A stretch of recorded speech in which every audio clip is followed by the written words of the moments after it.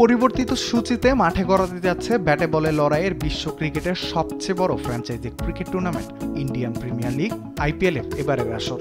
চলতি বছর আইপিএল শুরু হওয়ার কথা ছিল 14 মার্চ, তবে ভারতীয় ক্রিকেট বোর্ড বিসিসিআই সূচিতে এনেছে পরিবর্তন। পরিবর্তিত সূচিতে এক সপ্তাহ পিছিয়ে আইপিএল-এর 18তম আসরের পর্দা উঠবে 21 মার্চ।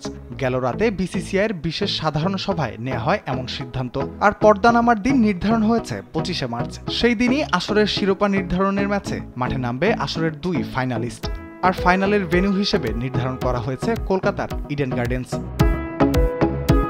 লাহোর অথবা দুবাইয়ে আইসিসি চ্যাম্পিয়ন্স ট্রফির ফাইনাল মাঠে গড়াবার কথা রয়েছে 9 মার্চ। চ্যাম্পিয়ন্স ট্রফি শেষ হওয়ার 5 দিনের মধ্যে আইপিএল শুরু হলে কিছুটা তাড়াহুড়া হয়ে যেত বলে মনে হয়েছে টুর্নামেন্টের পরিচালনা পরিষদের, যে কারণে চ্যাম্পিয়ন্স ট্রফির শেষ ও আইপিএল এর শুরুর মধ্যে যেন 2 সপ্তাহের কাছাকাছি ব্যবধান থাকে, সেই ভাবনা থেকেই পরিবর্তন আনা হয়েছে আইপিএল এর নতুন সূচিতে।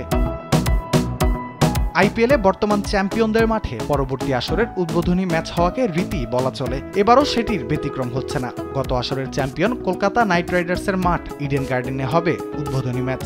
দ্বিতীয় কোয়ালিফায়ার ও ফাইনালও হওয়ার কথা রয়েছে ইডেন গার্ডেনে। আর গত আসরের রানার আপ সানরাইজ হায়দ্রাবাদের মাঠ রাজীব গান্ধী স্টেডিয়ামে হবে প্রথম কোয়ালিফায়ার ও এলিমিনেটর। গত নভেম্বরে সৌদি আরবের জেদ্দায় বসেছিল আইপিএল-এর মেগা নিলাম। 639 কোটি 15 লাখ রুপিতে মোট 182 খেলোয়াড় কিনে নিয়েছে টুর্নামেন্টের 10টি ফ্র্যাঞ্চাইজি। এবারের আসরে ম্যাচ সংখ্যা বাড়ানোর কথা থাকলেও সেই সিদ্ধান্ত থেকে সরে এসেছে আইপিএল কর্তৃপক্ষ।